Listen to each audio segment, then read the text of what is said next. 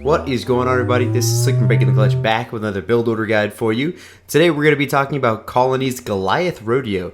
Why the hell do I call this strategy Goliath Rodeo? And a lot of you UK guys and things like you people who follow our channel, you're saying, wow, that is American as fuck. You will see in a minute. So you're going to start with an extractor and, of course, send your grunts out to grab some supplies. At the same time, you're also going to upgrade your skitterer leader power so you can start your first skitterer immediately. This is a very similar opener to my, or at least first building and setup for my engineer build as well as my chopper one. So always go extractor first for this, and then upgrade the extractor the second it comes up. Now around this time as well, your skitterer will pop out, and the second it comes out, assign it to a certain control group of your choosing, and then send it right out to grab supplies. Now, I know a couple people have been asking me about how I do my control groups, so I will be doing a video on that shortly, so just stay on the lookout for that. It's definitely a huge help in this game. I love those little skitters, man. The little tiny tinky noises they make as they run around are just absolutely fantastic. Now, one thing in particular, second that your extractor goes down, you want to throw harvester, and upgrade your harvester the second you have 200 power. Now you're just going to go harvester once again, and then the last thing you're going to do on your main base is throw down a raid camp. You're going to need to use that to produce Goliaths. Now, why do I call this strategy Goliath Rodeo? The reason I do is because skitterers just hop on the back and ride the Goliaths, and you can put 2 skitterers on per each Goliath. And ironically enough, you can also usually produce about 2 skitterers every single time a Goliath comes out. If not, you can always maintain a constant pump off of one single base. It's pretty fantastic. It is a pretty easy way to apply a lot of pressure early on. So what you're going to do is the second you have the raid camp coming up, you're going to open up for for your first mini base, and then you're just going to start upgrading a harvester here and there, just kind of establishing a good strong economy. You need 2 augmented harvesters and 1 augmented extractor for this build to maintain a successful pump. You can get crazier with that if you want more power, more supplies, whatever you're thinking about doing, but in particular this is the one I do. So what I'm going to do is start my first Goliath before 2 minutes. That is generally a pretty reasonable amount of time. Now, Goliaths are extremely weak in the wrong circumstance. They are a really big gamble of sorts, just like, say, Andor Sentinels can be sometimes, or say all-in Jackrabbit rushing is now as well. It can really backfire if done improperly. One Goliath can get absolutely kited by any kind of scout unit and can die immediately because they are physical contact units. They have to be in range, just like jump pack brutes. Ironically enough, that's what they sub out for Colony. So your first Goliath will come at around 2:30, and you should have 2 skitterers to immediately attach to that Goliath. You're going to want those skitterers on the Goliaths because, like I said, they can be kited extremely easily, and by having those skitterers on the back and doing the Goliath Rodeo strat, you can actually defend them very easily. Now, you're actually going to see me get a sizable force up before I attack. I've seen people push up with 2 Goliaths. I've seen people push up with 1 Goliath. Whatever floats your boat. You should always scout immediately before you do this. For this example, I did not, and I apologize. I know I'm going to get roasted in the comments, but that's okay.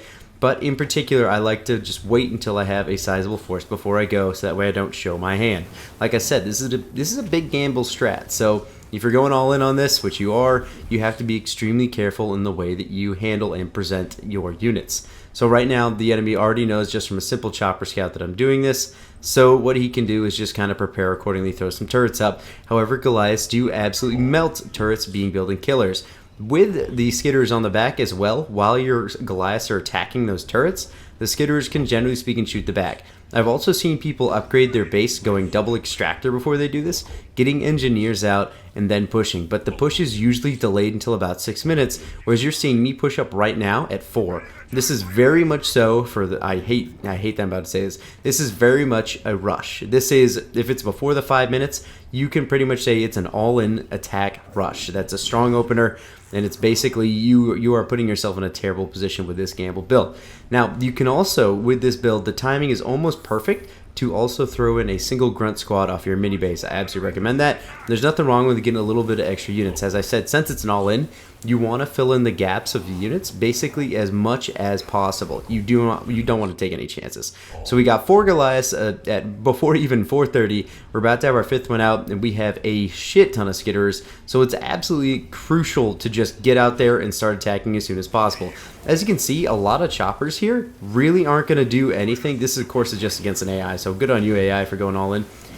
these choppers are just not going to be strong enough against the skitters. Look at that. Just even with micro, these skitters just absolutely melt chopper scout units. Rabbits in particular just fall so fast to these.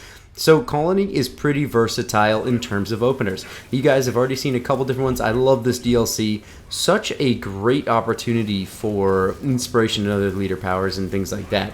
This is a perfect execution of how a leader should look in Halo Wars, in my opinion.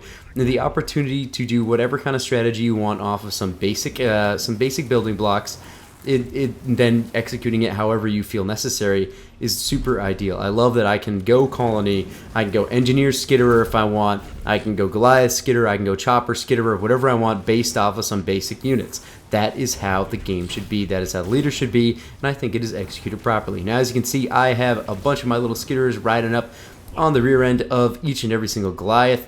The rodeo has begun, and my pump is consistent. Essentially, what you want to do after your attack has begun is just kind of, you can upgrade your infantry units if you're being successful, or Tech 2 and go into air units or locusts or vehicles or whatever you want in general. Or also, say if you just go right into hunters, and rangers are pretty good as well. So you just kind of tech into whatever you want. This build is, if it's countered, it can be countered by, say, proper scouting. Say just like this AI did, just driving a scout unit or even some infantry units up to the enemy base before the 3-minute mark can completely ruin this with some good jackrabbit clutch plays. Say if they catch you in the middle of the map with your Goliaths, then you're pretty much going to lose. Something you just have to look out for. That can mean that you can sneak them around, but it's just about as all-in crazy as the jump route build, which is ironic because it's basically the same thing sub out for a different style of units. So anyway guys, I hope you enjoyed this build. This one is a really fun one. This is one that I like to do. It's kind of like a trump card where you just pull it out when you're really, you just want to have some fun in matchmaking. Of course, ask your friends in 2s and 3s before you start doing this, because this can completely screw you guys over if done improperly. I will say that a million times and probably still get roasted in the comments from you guys. Say, yo, Slick, this still isn't the best build. I get you, all right? This is my all-in style build. It's worked for me a couple times, having an absolute blast with it. So thank you guys so much for watching. This has been Slick for Breaking the Clutch, and we'll see you guys next time.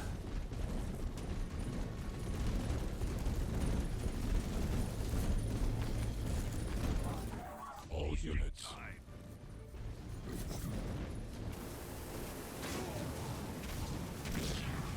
Local units. Get moving.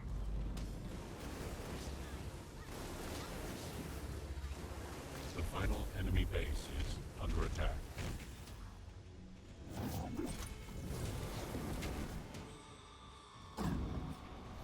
An enemy has lost all bases. All units.